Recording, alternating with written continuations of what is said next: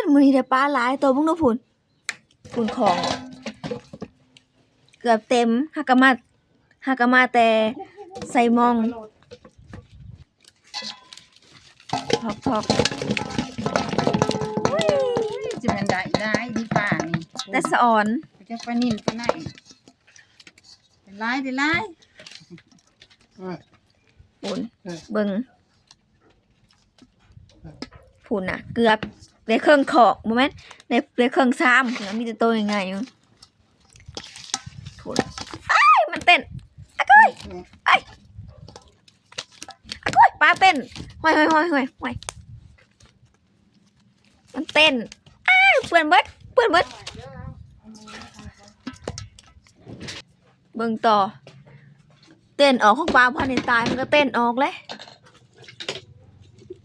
เอาเบิ่งในมองบัดนี้ผูปลาลด